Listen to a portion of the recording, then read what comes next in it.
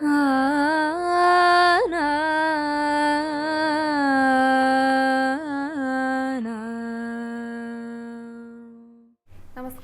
Guruvayur devotees ഓൺലൈനിലേക്ക് ഏവർക്കും സ്വാഗതം. സർവം കൃഷ്ണമയം. കൃഷ്ണായ വാസുദേവായ ദേവകീ നന്ദനായ ച നന്ദഗോപകുമാരായ ഗോവിന്ദായ നമോ നമഃ. നാളത്തെ ദിവസത്തിന് ഒരു പ്രത്യേകതയുണ്ട്. ഗണപതിക്ക് വളരെ വിശേഷപ്പെട്ടൊരു ദിവസമാണ് സങ്കടഹര ചതുർത്ഥി എന്ന് പറയും. അപ്പോൾ ചതുർത്ഥിയാണ്, അതും സങ്കടഹര ചതുർത്ഥി എന്ന് പറഞ്ഞു കഴിഞ്ഞാൽ സങ്കടങ്ങളെല്ലാം മാറ്റുന്ന ഒരു ദിവസമാണ്. അപ്പോൾ ഏതൊക്കെ തരത്തിലുള്ള സങ്കടങ്ങൾ ആരെങ്കിലും ഫേസ് ചെയ്യുന്നുണ്ടെങ്കിൽ നാളത്തെ ദിവസം എല്ലാവർക്കും സങ്കടങ്ങളൊക്കെ ഉണ്ടാകൂലേ. പക്ഷെ നാളത്തെ ദിവസം ഗണപതിയെ ആരാധിച്ചു കഴിഞ്ഞാൽ ആ സങ്കടങ്ങൾക്കൊക്കെ ഒരു ശമനം ഉണ്ടാക്കും, സങ്കടങ്ങളൊക്കെ ഇല്ലാതാക്കും എന്നാണ് വിശ്വാസം. അപ്പോൾ നാളത്തെ ദിവസം ചതുർത്ഥിയാണെന്ന് പറഞ്ഞല്ലോ. നാളെയാണ് ആചരിക്കേണ്ടത് കേട്ടോ ചതുർത്ഥി, അതായത് ജൂലൈ മാസം 3-ാം തീയതി വെള്ളിയാഴ്ച. ജൂലൈ 3-ാം തീയതി രാവിലെ 11:20 ചതുർത്ഥി തിഥി ആരംഭിക്കുന്നത്. അത് ജൂലൈ 4-ാം തീയതി ശനിയാഴ്ച ഉച്ചയ്ക്ക് 12:39 വരെയാണുള്ളത്. അപ്പോൾ അതെങ്ങനെയാണ്, ഏത് ദിവസമാണ് ആചരിക്കേണ്ടത്, അതെങ്ങനെ നോക്കുകയെന്ന് വെച്ച് കഴിഞ്ഞാൽ ചന്ദ്രോദയത്തിൻ്റെ സമയത്ത് ചതുർത്ഥി തിഥി ഉണ്ടായിരിക്കണം. അങ്ങനെ നോക്കുമ്പോൾ നാളെയാണ് ആചരിക്കേണ്ടത്. അപ്പോൾ നാളത്തെ ദിവസമാണ് ഗണപതിയെ ആരാധിക്കേണ്ട ദിവസം. എല്ലാ ദിവസവും പ്രാർത്ഥിക്കുന്നവരുണ്ടായിരിക്കും, പക്ഷെ നാളത്തെ ദിവസം വിശേഷമാണ്. അപ്പോൾ അതെങ്ങനെയാണെന്ന് ചോദിച്ചു കഴിഞ്ഞാൽ ഉപവാസത്തോടു കൂടി വ്രതം എടുത്തുകൊണ്ട് ആചരിക്കുന്നവരുണ്ടായിരിക്കും കേട്ടോ. ഉപവാസമൊന്നും വേണമെന്ന് നിർബന്ധമൊന്നും പറയാറില്ല. ഒരിക്കലോട് കൂടിയിട്ട് നാളെ വ്രതം എടുക്കണം എന്ന് ആഗ്രഹിക്കുന്നവർക്ക് ഒരിക്കലോട് കൂടിയിട്ട് വ്രതം എടുക്കാം കേട്ടോ. നാളെ രാവിലെ നേരത്തെ എണീറ്റ് കുളിക്കുക, വിളക്കൊക്കെ കൊളുത്തുക, എന്നിട്ട് ഗണപതിയെ നന്നായിട്ട് പ്രാർത്ഥിക്കുക. ഭഗവാനെ ഗുരുവായൂരപ്പനെ പ്രാർത്ഥിക്കുന്നതോടൊപ്പം തന്നെ ഗണപതിയെയും പ്രാർത്ഥിക്കുക. ഓം ഗം ഗണപതിയെ നമഃ എന്നുള്ള നാമം എത്ര ആവർത്തി ചൊല്ലാനായിട്ട് സാധിക്കുന്നോ അത്രയും ആവർത്തി ചൊല്ലുന്നത് വളരെ വളരെ വിശേഷമാണ് കേട്ടോ. പിന്നെ ക്ഷേത്രങ്ങളിലൊക്കെ പോകാനായിട്ട് സാധിക്കുന്നവരാണെങ്കിൽ, നാളെ ഇപ്പോൾ വർക്കിംഗ് ഡേ ആണ്, അപ്പോൾ രാവിലെ ക്ഷേത്രത്തിൽ പോകാനായിട്ട് സാധിക്കുന്നവർ വളരെ കുറവായിരിക്കും. വൈകുന്നേരം പോകാനായിട്ട് സാധിക്കും. ഇനിയിപ്പോൾ അതും പറ്റാത്തവരൊക്കെ ഉണ്ടായിരിക്കും. എന്നാലും ക്ഷേത്രത്തിലൊക്കെ പോകാനായിട്ട് ഗണപതി ക്ഷേത്രങ്ങളിൽ പോകുക, അല്ലെങ്കിൽ ഗണപതിയുടെ പ്രതിഷ്ഠയുള്ള ക്ഷേത്രങ്ങളിലൊക്കെ പോകുന്നത് നാളത്തെ ദിവസം വളരെ വളരെ വിശേഷമാണ് കേട്ടോ. പിന്നെ ഗണപതിക്ക് വിശേഷപ്പെട്ട വഴിപാടുകളൊക്കെ സമർപ്പിക്കാം. കറുകമാലയൊക്കെ കൊണ്ടുപോയി സമർപ്പിക്കുന്നതും കറുകമാല കെട്ടാതെ തന്നെ കറുകപ്പുല്ലായിട്ട് കൊണ്ടുപോയി സമർപ്പിക്കുന്നതും ഒക്കെ വളരെ നല്ലതാണ്. അപ്പോൾ ഗണപതിയുടെ പ്രധാനപ്പെട്ട വഴിപാടുകൾ എന്ന് പറയുമ്പോൾ അത് ക്ഷേത്രത്തിൽ ചെയ്യാം, അല്ലെങ്കിൽ നമ്മുടെ വീടുകളിലും ഭഗവാനെ നേദിക്കുകയൊക്കെ ചെയ്യാം കേട്ടോ. ഗണപതിയെ ആരാധിക്കാനായിട്ട് രാവിലെയല്ല, ഇപ്പോൾ വീടുകളിലൊക്കെ ആരാധിക്കുകയാണെങ്കിൽ വൈകുന്നേരം സമയത്താണ്, വിളക്ക് കൊളുത്തുന്ന സമയത്താണ് ഗണപതിയുടെ ആരാധനയൊക്കെ നടത്തുക.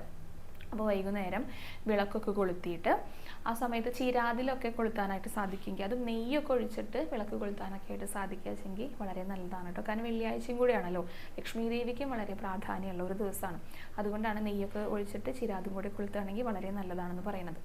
പിന്നെ നേദിക്കാനായിട്ട് ആണല്ലോ, അപ്പോൾ പലഹാരമൊക്കെ ഉണ്ടാക്കുകയാണെങ്കിൽ അത് ഗണപതിക്ക് മുന്നിൽ കൊണ്ടുവന്നിട്ട് വെക്കാം. ഇപ്പോൾ ഉണ്ണിയപ്പം അല്ലെങ്കിൽ അട, അതുപോലെ തന്നെ ഇതൊക്കെ നിർബന്ധമായിട്ടുള്ള കാര്യങ്ങളല്ല കേട്ടോ പറയണത്. നമ്മളെ കൊണ്ട് സാധിക്കുമെങ്കിൽ അത് ചെയ്ത് കഴിഞ്ഞാൽ വളരെ നല്ലതാണ്. അതേപോലെ തന്നെ ശർക്കര, പഴം, കദളിപ്പഴവും അത് ഏതെങ്കിലും തരത്തിലുള്ള പഴവും, പിന്നെ നാളികേരം, അതും ഇങ്ങനെ പൂളൊക്കെ കുത്തിയിട്ട് വെക്കില്ലേ, അപ്പോൾ വളരെ വളരെ നല്ലതാണ്. അപ്പോൾ അതൊക്കെ കൊണ്ടുപോയിട്ട് ഗണപതിക്ക് മുന്നിൽ വെക്കുക. എന്നിട്ട് കുറച്ച് സമയം, ഒരു 5-10 മിനിറ്റ് കഴിഞ്ഞാൽ അതെടുത്ത് കൊണ്ടുവരാം. അപ്പോൾ അത് പ്രസാദമായി. അപ്പോൾ അത് നമുക്ക് എല്ലാവർക്കും സേവിക്കാം. ഇപ്പോൾ വ്രതമൊക്കെ എടുക്കുന്നവരാണെങ്കിൽ വൈകുന്നേരം ചന്ദ്രനെ കണ്ടു കഴിഞ്ഞാൽ, ചന്ദ്രൻ ഉദിച്ചു കഴിഞ്ഞാൽ വ്രതം അവസാനിപ്പിക്കാം കേട്ടോ. അതും ഈ പ്രസാദമൊക്കെ സേവിച്ചുകൊണ്ട് വ്രതം അവസാനിപ്പിക്കാം. ചന്ദ്രനെ കാണണം എന്നുള്ളത് നിർബന്ധമുള്ള കാര്യമാണ്. ഈ ചതുർത്ഥിക്ക് ചന്ദ്രനെ കാണണം. നിർബന്ധം എന്ന് പറഞ്ഞു കഴിഞ്ഞാൽ സാധിക്കുന്നവരെല്ലാവരും കാണുക. അപ്പോൾ മഴക്കാലമൊക്കെ ആയതുകൊണ്ട് ഉറപ്പൊന്നും പറയാൻ പറ്റില്ല എല്ലാവർക്കും കാണാനായിട്ട് സാധിക്കുന്നുള്ളത്. എന്നാലും ചന്ദ്രനെ കാണുന്നത് നാളെ വളരെ നല്ലതാണ്. ചന്ദ്രനെ കണ്ട് പ്രാർത്ഥിക്കുക, നന്നായിട്ട് ഗണപതിയെ പ്രാർത്ഥിക്കുക. ഇപ്പോൾ വിളക്ക് വെക്കാൻ പറ്റാത്തവരൊക്കെ ഉണ്ടായിരിക്കും, അല്ലെങ്കിൽ ക്ഷേത്രത്തിൽ പോകാനായിട്ട് സാധിക്കാത്തവരൊക്കെ ഉണ്ടായിരിക്കും. അങ്ങനെയുള്ളവർ ഇപ്പോൾ ചന്ദ്രനെ കാണാൻ പറഞ്ഞിട്ടോ അയ്യോ ഇന്നലെ എനിക്ക് ചന്ദ്രൻ കാണാൻ പറ്റിയില്ല കേട്ടോ എന്ന് കമൻ്റ് ഇടുന്നവരുണ്ട്. അപ്പോൾ എന്ത് ചെയ്യണം? ഗണപതിയെ നന്നായിട്ട് മനസ്സിൽ അങ്ങോട്ട് ധ്യാനിക്കുക. ആ ഒരു സ്വരൂപം ഒന്ന് മനസ്സിൽ ധ്യാനിക്കുക, എന്നിട്ട് നന്നായിട്ട് പ്രാർത്ഥിക്കുക. ഒന്നും ചെയ്യാൻ പറ്റാത്തവരുടെ കാര്യമാണ് കേട്ടോ പറയണത്. ഇനി ചെയ്യാൻ പറ്റുന്നവരാണെങ്കിലും പ്രാർത്ഥനയ്ക്കാണ് ഏറ്റവും കൂടുതൽ ഫലം ലഭിക്കുക. നന്നായിട്ട് ഗണപതി ഭഗവാനെ മനസ്സിൽ ധ്യാനിച്ചുകൊണ്ട് നാളത്തെ ദിവസം ആചരിച്ചോളൂ കേട്ടോ. തീർച്ചയായിട്ടും നല്ല ഫലങ്ങൾ ഉണ്ടാക്കും. ക്ഷിപ്രപ്രസാദിയാണെന്ന് ഞാൻ എപ്പോഴും പറയാറുള്ള കാര്യമാണല്ലോ. അപ്പോൾ എല്ലാ സങ്കടങ്ങളും ഗണപതി ഭഗവാൻ മാറ്റിത്തരട്ടെ. അപ്പോൾ എല്ലാവർക്കും നാളത്തെ ദിവസം ഗണപതിയെ പ്രാർത്ഥിക്കാനായിട്ടും അത് ഓർത്തിട്ട് ആ ഒരു പ്രത്യേക ദിവസം പ്രാർത്ഥിക്കാനായിട്ടും കൂടെ സാധിക്കട്ടെ കേട്ടോ. അപ്പോൾ അതാണ് ഏറ്റവും ആദ്യം പറയാനായിട്ടുള്ളത്. അപ്പോൾ നാളത്തെ വിശേഷ ദിവസം സങ്കടഹര ചതുർത്ഥി എല്ലാവരും വളരെ നന്നായി തന്നെ ആചരിച്ചോളൂ. പിന്നെ ഇന്നത്തെ വീഡിയോയിൽ നമുക്ക് വീഡിയോയിലേക്ക് കിടക്കണമല്ലോ, അപ്പോൾ അലങ്കാരങ്ങളൊക്കെ പറയാം. ഏറ്റവും ആദ്യം തന്നെ ഗുരുവായൂരപ്പൻ്റെ ഇന്നലത്തെ അലങ്കാരം പറഞ്ഞുകൊണ്ട് തുടങ്ങാം. ഭഗവാന്റെ ഇന്നലത്തെ അലങ്കാരം ചെറിയൊരു ഉണ്ണികൃഷ്ണനാണ് കേട്ടോ. നമുക്ക് എടുത്തുകൊണ്ട് നടക്കാം പാകത്തിനുള്ള ഉണ്ണിയാണ്. മലർന്ന് ഇങ്ങനെ കിടക്കുക, ആലിൽ കിടക്കുന്ന ഉണ്ണിക്കണ്ണനുണ്ടല്ലോ, അതേ ഭാവമായിരുന്നു. മലർന്ന് കിടന്നിട്ട് ഭഗവാൻ പിന്നെ എന്താ ചെയ്യുക, ആ വലത്തെ കാലിൻ്റെ പെരുവിരലുണ്ടല്ലോ അതിങ്ങനെ ചുണ്ടോട് ചേർത്തിട്ട് 2 കൈ കൊണ്ടും പിടിച്ചിട്ട് വിരൽ കുടിക്കുന്ന ഭാവത്തിലായിരുന്നു ഇന്നലെ അലങ്കാരം ചാർത്തിയിട്ടുണ്ടായിരുന്നു കേട്ടോ. നല്ല ഭംഗിയുണ്ടായിരുന്നു കാണാനായിട്ട്. പിന്നെ പ്രത്യേകിച്ച് ഇന്നലെ സോപാനം തൊഴിലാണ് കിട്ടിയത്. ഇപ്പം ഞങ്ങൾ തൊഴുന്നതിന് കയറുന്നതിന് മുൻപ് വരെ ഏകാന്തം തൊഴിലായിരുന്നു, ആ സമയത്ത് സോപാനം തൊഴിലാക്കിയതാണെന്ന് കേട്ടോ പറഞ്ഞത്. അപ്പോൾ കുറച്ചും കൂടെ സന്തോഷം തോന്നി. കാരണം ആ മണ്ഡപത്തിൻ്റെ അവിടെ നിൽക്കുമ്പോൾ ഭഗവാനെ കാണാം, പിന്നെ കുറച്ചും കൂടെ അടുത്തേക്ക് എത്തിയിട്ട് സോപാനപ്പടിയുടെ മുന്നിൽ വെച്ചിട്ടും ഭഗവാനെ കാണാം. അപ്പോൾ അടുത്തുനിന്നൊക്കെ കാണുക എന്ന് പറഞ്ഞു കഴിഞ്ഞാൽ നമുക്ക് കൂടുതൽ സന്തോഷം തോന്നുമല്ലോ. അതുകൊണ്ട് സോപാനം തൊഴിലൊക്കെ ഇപ്പോൾ കിട്ടുന്ന സമയത്തും നല്ല സന്തോഷം തോന്നാറുണ്ട് കേട്ടോ. ഭഗവാനും നല്ല സന്തോഷത്തിലാണ് കിടക്കുന്നത്. ആരാ എന്നെ വന്നൊന്ന് എടുക്കുക, എല്ലാവരും എന്നെ എടുത്തോളൂ. കുട്ടികളെയൊക്കെ എടുക്കാനായിട്ട് അവർക്ക് നല്ല ഇഷ്ടം. ചില കുട്ടികൾ ശ്രദ്ധിച്ചിട്ടുണ്ടോ, നമ്മളിപ്പോൾ ഒരാൾ എടുത്തിരിക്കുകയാണെങ്കിലും പരിചയമുള്ള ആരെങ്കിലും കണ്ടാലോ അല്ലെങ്കിൽ അവർക്ക് ഇഷ്ടമുള്ള ആരെങ്കിലും പെട്ടെന്ന് ഒരു നോട്ടത്തിൽ കണ്ടപ്പോൾ ഇഷ്ടപ്പെടുന്നതൊക്കെ ആയിരിക്കും, അവർ വേഗം കൈകൊണ്ട് അല്ലെങ്കിൽ എന്തെങ്കിലും ആക്ഷനൊക്കെ കാണിച്ചുകൊണ്ടിരിക്കും, എടുക്കൂ എടുക്കൂ എന്ന് പറഞ്ഞിട്ട്. അപ്പോൾ എടുക്കാനാണ് ഉണ്ണി കരയണത് അല്ലെങ്കിൽ എടുക്കാനാണ് ഉണ്ണി പറയണത് എന്ന് നമ്മൾ പറയാറുണ്ടല്ലോ. അതേപോലെ തന്നെ എന്നെ എടുത്തോളൂ എന്നുള്ള രീതിയിലാണ് ഭഗവാൻ കിടക്കുന്നുണ്ടായിരുന്നത്. ഒരു കുഞ്ഞു കുറുമ്പൻ, ഒരു കുഞ്ഞുണ്ണി കൃഷ്ണനായിട്ടായിരുന്നു ചാർത്തിയിട്ടുണ്ടായിരുന്നത്. നല്ല ഭംഗിയുണ്ട് കേട്ടോ ഭഗവാനെ കാണാനായിട്ട്. 3 തിരുമുടി മാലകൾ ഉണ്ടായിരുന്നു. അതിൽ ഏറ്റവും മുകളിലുള്ളത് നന്ദ്യാർവട്ട പൂക്കൾ കൊണ്ടാണ് കോർത്തിരിക്കുന്നത്. മുഴുവനായിട്ടും നല്ല തൂവെള്ള നിറത്തിലായിരുന്നു. പിന്നെ 2 ഉണ്ടമാലകൾ, 2ാമത്തെയും 3ാമത്തെയും ഉണ്ടമാലയിലുണ്ട് തിരുമുടി മാലകൾ. അത് 2 ഒരേപോലെയായിരുന്നു. 2ലും കൂടുതലും നന്ദ്യാർവട്ടാണ്. അതിന് നടുഭാഗത്ത് കുറച്ച് തുളസി കൂടെ കോർത്തിട്ടുണ്ട്. അതായത് വെള്ളയും പച്ചയും കലർന്നിട്ടായിരുന്നു 2ാമത്തെയും 3ാമത്തെയും തിരുമുടി മാല ഉണ്ടായിരുന്നത്. പിന്നെ 2 ഉണ്ടമാലകളുണ്ട് കേട്ടോ. അതിൽ ഏറ്റവും ആദ്യത്തെ ഉണ്ടമാല ഭഗവാന്റെ ദേഹത്തോട് ചേർന്ന് കിടക്കുന്ന ഉണ്ടമാല കാണാനായിട്ട് നല്ല ഭംഗിയുണ്ടായിരുന്നു. നല്ല ഭംഗിയിൽ അത് കോർത്തിരിക്കുന്നത്. അതിൽ കുറച്ച് തെച്ചി കോർത്തിട്ട്, തെച്ചിയാണ് കൂടുതൽ കോർത്തിരിക്കുന്നത്. പിന്നെ ഒരു കുഞ്ഞു ലെയർ തുളസി കോർത്തിട്ട്, പിന്നെ അതിൻ്റെ നടുക്കായിട്ട് അടുത്ത് കോർത്തിരിക്കുന്നത് ഈ നന്ദ്യാർവട്ട പൂക്കളുടെ ഇടയിൽ കുത്തുകുത്തു പോലെ തെച്ചി കോർത്തിട്ടുണ്ട്. പിന്നെ കുറച്ച് തുളസി, പിന്നെയും തെച്ചി തുടങ്ങിയിരിക്കുക. അപ്പോൾ അത്രയും ഭംഗിയായിട്ട് ഒരു പ്രത്യേക ഭംഗിയുണ്ടായിരുന്നു ആ മാല കാണാനായിട്ട്. പിന്നെ ഒരു ഉണ്ടമാല മുഴുവനായിട്ട് തെച്ചിയിൽ കോർത്തിരിക്കുകയായിരുന്നു. അത് മുഴുവനായിട്ട് ഒരു നിറം വരുമ്പോഴും അതിന് പ്രത്യേക ഭംഗി ഉണ്ടാവാറുണ്ട് കേട്ടോ. ചിലപ്പോഴും ഇങ്ങനെ നല്ല ഭംഗിയുള്ള ഡിസൈനിലും മാലകൾ കാണാറുണ്ട്. ഭഗവാനാണെങ്കിലോ കിരീടമൊക്കെ ചാർത്തി കൊടുത്തിട്ടുണ്ട്. ചാർത്തിയിരിക്കുകയാണ് കേട്ടോ കിരീടം. ഒരു ഒറ്റ പീലിയൊക്കെ വെച്ചിട്ടുണ്ട്. നെറ്റിയിലൊരു ഗോപിതിലകുണ്ട്, കാതുപൂക്കളുണ്ട്. ചിരിച്ചുകൊണ്ടാണ് ഈ വിരൽ ഇങ്ങനെ കുടിച്ചുകൊണ്ടിരിക്കുന്നത്. പിന്നെ കഴുത്തിൽ വളയം പോലത്തെ ഒരു സ്വർണ്ണമാല ഇട്ടിട്ടുണ്ട്. പിന്നെയുള്ള ആഭരണങ്ങളൊക്കെ ചുവന്ന പട്ടുകൊണ്ടായിരുന്നു കേട്ടോ. കാരണം ചെറിയ ഉണ്ണിയല്ലേ. ഭഗവാന് കുഞ്ഞായിട്ടൊക്കെ ചാർത്തുന്ന സമയത്ത്, ഭഗവാന് മാത്രമല്ല കേട്ടോ ഭഗവതി അമ്മേനെ എല്ലാവരും കുഞ്ഞായിട്ട് ചാർത്തുന്ന സമയത്ത് കൂടുതലും ഇങ്ങനെ ചുവന്ന പട്ടുകൊണ്ടൊക്കെ ആഭരണങ്ങൾ ചാർത്താറുള്ളത്. ചെറിയൊരു കുഞ്ഞു ശരീരമാണല്ലോ. അപ്പോൾ തോൾവളകളും കൈവളകളും അരയിലേക്ക് ഇങ്ങനെയും കാൽത്തളയും എല്ലാം ചാർത്തിയിരിക്കുന്നത് ചുവന്ന പട്ടുകൊണ്ടാണ് കേട്ടോ. അപ്പം അങ്ങനെ ഒരു പ്രത്യേകതയും കൂടി ഉണ്ടായിരുന്നു. നല്ല സുന്ദരനായിട്ട് കിടക്കുന്ന ഒരു കുഞ്ഞു ഉണ്ണികൃഷ്ണനായിട്ടായിരുന്നു ഇന്നലത്തെ അലങ്കാരം ആലിലക്കണ്ണനായിട്ട്. അപ്പോൾ എല്ലാവരും ഭഗവാന്റെ ഒരു രൂപമൊക്കെ നന്നായി മനസ്സിൽ കണ്ടുകൊണ്ട് തൊഴുതു പ്രാർത്ഥിച്ചോളൂ കേട്ടോ. ഭഗവാൻ സ്വന്തം കാൽവിരലെ പിടിക്കുന്നത് പോലെ തന്നെ ഭഗവാന്റെ കാലുകൾ നന്നായിട്ട് പിടിച്ചോളൂ. അത് മാത്രമേ ശരണം എന്നുള്ള രീതിയിൽ ഗുരുവായൂരപ്പ ശരണം എന്നൊന്ന് കമൻറ്റ് ബോക്സിൽ രേഖപ്പെടുത്തിക്കോളൂ. അങ്ങനെ ഉണ്ണിക്കണ്ണനെ തൊഴുത് നമസ്കരിച്ചിട്ട് ഗണപതിയെ കാണാനായിട്ട് തിരിക്കുന്നത്. ഗണപതിക്ക് വളരെ ലളിതമായിട്ടായിരുന്നു ഇന്നലെ അലങ്കാരം ഉണ്ടായിരുന്നത്. മഞ്ഞ നിറത്തിലായിരുന്നു ഉടയാട. ഒരു കാശുമാല കഴുത്തിലിട്ടിട്ടുണ്ട്. നെറ്റിയിലൊരു ഗോപി വെച്ചിട്ടുണ്ട്. കിരീടമാണ് കുറച്ച് കാര്യമായിട്ട് അലങ്കരിച്ചിരിക്കുന്നത്. അത് തട്ടുകളായിട്ട് കുറച്ചധികം തട്ടുകളൊക്കെ ഉണ്ട് കേട്ടോ. കുറച്ച് വലിയ കിരീടമാണ്. അത് ചുവന്ന പട്ടും ഈ ചന്ദനവും കൂടെ ചേർത്തിട്ടാണ്. അത് രണ്ടും കൂടെ ഇങ്ങനെ തട്ടായിട്ടാണ് ചാർത്തിയിരിക്കുന്നത്. പിന്നെ ദേഹത്തിന് ചുറ്റുമൊക്കെ ആയിട്ട് പിന്നെയും സ്വർണ്ണ പൊട്ടുകളൊക്കെ ഒട്ടിച്ച് വെച്ചിട്ടുണ്ട് കേട്ടോ. അപ്പോൾ അതായിരുന്നു ഇന്നലെ ഗണപതിയുടെ അലങ്കാരത്തിൻ്റെ മുന്നിലത്തെ ദിവസം. നല്ല ഗംഭീരമായിട്ടുള്ള അലങ്കാരമൊക്കെയാണല്ലോ. അപ്പോൾ ഇന്നലെ നല്ല ലളിതമായിട്ടാണ് ഗണപതി വന്നിരിക്കുന്നുണ്ടായിരുന്നത്. അപ്പോൾ എന്തായാലും ഗണപതിയുടെ ആ രൂപവും ഭാവവും ഒക്കെ നന്നായി മനസ്സിൽ കണ്ടുകൊണ്ട് തൊഴുത് പ്രാർത്ഥിച്ചോളൂ. എല്ലാവരും ഗണപതിക്ക് മുന്നിലൊന്ന് ഏത്തമിട്ടോളൂ. ഇനി ഭഗവതീനെ കാണാനായിട്ട് പോകാം. ഭഗവതിക്ക് ഒരു ഓറഞ്ച് കലർന്നിട്ടുള്ള ഒരു ചുവന്ന നിറത്തിലായിരുന്നു പട്ടുടയാട ഉണ്ടായിരുന്നത്. നിറയെ സ്വർണ്ണ തിളക്കാണ്, നല്ല തിളങ്ങുന്ന ഉടയാടിയായിരുന്നു. പിന്നെ കഴുത്തിൽ വലിയൊരു മാല ഇട്ടിരിക്കുന്നത്. അതൊരു നാഗവടായിരുന്നു കേട്ടോ. അത് നല്ല വലുപ്പത്തിലുള്ള മാല ആയതുകൊണ്ട് തന്നെ അത് ഇട്ടപ്പോൾ തന്നെ കഴുത്ത് നിറഞ്ഞു. അങ്ങനെയായിരുന്നു. ചുണ്ടൊക്കെ ഇങ്ങനെ ചുവപ്പിച്ചിട്ട് ഒരു മൃദുവായിട്ടുള്ളൊരു പുഞ്ചിരി ഭഗവതി അമ്മയുടെ മുഖത്തുണ്ടായിരുന്നു. കാതിൽ സ്വർണ്ണപ്പൊട്ടുകൾ വെച്ചിട്ടുണ്ട്. നെറ്റിയിൽ ചെറിയ സ്വർണ്ണപ്പൊട്ട് വെച്ചിട്ടുണ്ട്. കിരീടം ചന്ദനം കൊണ്ട് ഇങ്ങനെ കുത്തുകുത്തുകളായിട്ട് ചാർത്തിയിരിക്കുക. നിറയെ ഇങ്ങനെ കുത്തുകുത്തുകൾ വെച്ചിട്ട് നടുഭാഗത്തായിട്ട് ചന്ദനം കൊണ്ട് തന്നെ ഒരു ഗോപി പോലെ അങ്ങനെയായിരുന്നു കിരീടത്തിൻ്റെ ആ ഒരു അലങ്കാരം ഉണ്ടായിരുന്നത്. അതായിരുന്നു ഭഗവതി അമ്മയുടെ അലങ്കാരം. എല്ലാവരും ഭഗവതിയുടെ ഒരു രൂപമൊക്കെ നല്ല ഭംഗിയുണ്ടായിരുന്നു. മുഖച്ചാർത്തൊക്കെ കാണാനായിട്ട്, ചിരിയൊക്കെ കാണാനായിട്ട്, പുഞ്ചിരിയൊക്കെ കാണാനായിട്ട് നല്ല ഭംഗിയുണ്ടായിരുന്നു. അങ്ങനെ ഇരിക്കുന്ന ഭഗവതിയായിരുന്നു. എല്ലാവരും ഭഗവതിയമ്മയുടെ രൂപം നന്നായി മനസ്സിൽ കണ്ടുകൊണ്ട് തൊഴുതു പ്രാർത്ഥിച്ചോളൂ. ഭഗവതിയമ്മയ്ക്ക് മുന്നിലും എല്ലാവരും ഒന്ന് നമസ്കരിച്ചോളൂ. ഇനി നമുക്ക് അയ്യപ്പൻ്റെയും അലങ്കാരം ഒന്ന് കാണാം കേട്ടോ. അയ്യപ്പനെ നല്ല വില കസവും ഉണ്ടായിരുന്നു അരയിൽ ഉടുത്തിട്ടുണ്ടായിരുന്നത്. പിന്നെ അത് കൂടാതെ ഒരു ചുവന്ന പട്ടുകൊണ്ട് ചുറ്റി കെട്ടിയിട്ടുണ്ട് കേട്ടോ. ആ പട്ടിൻ്റെ ഒരറ്റം ഇങ്ങനെ താഴേക്ക് ഇട്ടിട്ടുണ്ട്. ആ താഴേക്ക് ഇട്ട ഭാഗത്തിൽ ചുവപ്പിൻ്റെ കൂടെ നിറയെ സ്വർണ്ണ ഡിസൈനുകൾ ലീസൊക്കെ പതിപ്പിച്ചിട്ടുള്ളതാണ്. അരയിൽ നമ്മൾ ചുവന്ന പട്ട് ആ ചുവപ്പ് മാത്രമേ കാണുള്ളൂ, പക്ഷേ ഈ താഴേക്ക് കിട്ടിയിരിക്കുന്ന ആ ഭാഗത്തിന് നല്ല തിളക്കുണ്ടായിരുന്നു. പിന്നെ കഴുത്തിലൊരു മാല ഇട്ടിട്ടുണ്ട് കേട്ടോ. അത് കൂടാണ്ട് ചുവപ്പും വെള്ളയും നിറത്തിൽ പിന്നെയും അത് ചാർത്തിയിട്ടുള്ള മാലകളാണ്. ഒരു യഥാർത്ഥ മാലയുണ്ട്. വലത്തേ കയ്യിൽ കദളിപ്പഴം പിടിച്ചിട്ടുണ്ട്. ആ പഴത്തിൻ്റെ തൊലി കളഞ്ഞിട്ടാണ് കേട്ടോ, അത് കഴിക്കാനുള്ള ഒരു രീതിയിൽ ഇപ്പം കഴിക്കും എന്നുള്ള ഭാവത്തിലായിരുന്നു പിടിച്ചു ഇരിക്കുന്നുണ്ടായിരുന്നത്. കാതുകളിലൊക്കെ പൊട്ടുകൾ വെച്ചിട്ടുണ്ട്. വളരെ ലളിതമായിട്ടുള്ള ഒരു മുഖച്ചാർത്തായിരുന്നു ഉണ്ടായിരുന്നത്. നെറ്റിയിലൊരു പൊട്ട് വെച്ചിട്ടുണ്ട്. പിന്നെ കിരീടം തട്ടായിട്ട് ചാർത്തിയിരിക്കാം. അപ്പോൾ ഈ നെറ്റിയിലുള്ള പൊട്ടുണ്ടല്ലോ, അത് സ്വർണ്ണ ഗോപി ആയിരുന്നില്ല കേട്ടോ. ഒരു നീല കല്ല് പതിച്ചിട്ടുള്ള ഒരു ഗോപിയാണ്. അതിന് ചുറ്റും വെള്ള കല്ലുകൾ കൊണ്ടൊക്കെ അലങ്കരിച്ചിട്ട്. പിന്നെ കിരീടം തട്ടായിട്ട് ചാർത്തിയപ്പോഴും അതിന് ഓരോ തട്ടുകൾക്കും മേലെ അത് ഓരോന്നിൻ്റെ മുകളിലായിട്ട് ഇങ്ങനെ നീലയും പച്ചയും ഒക്കെ കല്ലുകളുണ്ടല്ലോ, അത് ആ കല്ലുകൾക്ക് ചുറ്റും വെളുത്ത കല്ലുകൊണ്ട് പിന്നെയും ഒരു ആവരണം കൂടി ഉണ്ട് കേട്ടോ. അങ്ങനെയുള്ള നല്ല ഭംഗിയുള്ള കല്ലുകളൊക്കെ പതിപ്പിച്ചിട്ടായിരുന്നു നെറ്റിയിലും കിരീടത്തിൻ്റെ മുകളിലും ഒക്കെ ആയിട്ട് നിറയും. അപ്പോൾ ഒരു പ്രത്യേക ഭംഗി ഉണ്ടായിരുന്നു കേട്ടോ അതിനെ. അങ്ങനെ നല്ല സുന്ദരനായിട്ട് അണിഞ്ഞൊരുങ്ങിയിരിക്കുന്ന അയ്യപ്പൻ തന്നെയായിരുന്നു. എല്ലാവരും അയ്യപ്പൻ്റെയും ആ ഒരു രൂപവും ഭാവവും ഒക്കെ നന്നായി മനസ്സിൽ കണ്ടിട്ട് തൊഴുത്ത് പ്രാർത്ഥിച്ചോളൂ. അയ്യപ്പന് മുന്നിലും എല്ലാവരും ഒന്ന് നമസ്കരിച്ചോളൂ. ഇനി നമുക്ക് കുറച്ച് ചോദ്യങ്ങൾ പറയാം കേട്ടോ. നിഷ ടി എന്നൊരു ഭക്ത ചോദിച്ച ചോദ്യമാണ്. ആഷിക, എൻ്റെ മകളുടെ ചോറൂണിനായിട്ട് കഴിഞ്ഞ ദിവസം ഗുരുവായൂരിൽ വന്നിരുന്നു. മകൾക്ക് ചെറിയ പനി ഉണ്ടായിരുന്നു. ബുധനാഴ്ച വന്നു, വ്യാഴാഴ്ച പനിയൊന്നും ഉണ്ടായിരുന്നില്ല. മോള് വല്ലാതെ കരഞ്ഞ് ചടങ്ങ് നന്നായി നടത്താൻ കഴിഞ്ഞില്ല. എങ്ങനെയോ പോയി തൊഴുതു. ഈ കരയുന്ന കുഞ്ഞിനെ തുലാഭാരം നടത്താൻ പറ്റിയില്ല. വളരെ വിഷമത്തോടെ വീട്ടിലേക്ക് പോന്നു. ഇവിടെ വന്നപ്പോൾ കുട്ടി ശരിയായി. ഇനി ഒരിക്കൽ കൂടി വന്ന് മോൾക്ക് ചോറ് കൊടുക്കാൻ പറ്റുമോ? തുലാഭാരം നടത്താൻ എന്തായാലും വരണം. ഞങ്ങൾ കോഴിക്കോട് നിന്നാണ് വരുന്നത്. ഇതിനൊരു മറുപടി എന്തായാലും തരണം മോളെ എന്നാണ് പറഞ്ഞിരിക്കുന്നത്. അപ്പോൾ ഇതിന്ന് മനസ്സിലായിരിക്കുന്നത് ചോറൂണ് നടത്താനായിട്ട് പറ്റിയിട്ടില്ല എന്നുള്ളതാണ് കേട്ടോ. അപ്പോൾ ചോറൂണ് നടത്താനായിട്ടേ നമ്മൾ അങ്ങനെ പ്രാർത്ഥിച്ചിട്ടുണ്ടാവുമല്ലോ. തീർച്ചയായിട്ടും അപ്പോൾ ഗുരുവായൂരപ്പൻ്റെ സന്നിധിയിൽ വന്ന് തന്നെ ചോറൂണ് നടത്താം. അത് ഏത് പ്രായത്തിൽ വേണമെങ്കിലും നടത്താം. ഇതിപ്പോൾ മുടങ്ങിയത് കൊണ്ട് അങ്ങനെ വിഷമിക്കൊന്നും വേണ്ട കേട്ടോ. ചിലപ്പോൾ ഭഗവാന്റെ തീരുമാനമായിരിക്കാം. ഭഗവാൻ ഒന്നും കൂടെ അങ്ങനെ വേണം, കുഞ്ഞിനോടൊപ്പം ഇരുന്നിട്ട് ഊണ് കഴിക്കണം ഭഗവാൻ എന്നുള്ളൊരു ആഗ്രഹം ഉണ്ടെങ്കിലോ. അപ്പോൾ നമുക്ക് അങ്ങനെ ചിലപ്പോഴൊക്കെ ഇപ്പോൾ ഗുരുവായൂർ അമ്പലത്തിൽ വന്നു കഴിഞ്ഞാലും തൊഴണമെന്ന് ആഗ്രഹിച്ച് വന്നാലും തൊഴാൻ പറ്റാതെയൊക്കെ വിഷമിച്ച് പോകുന്നവരുണ്ട്.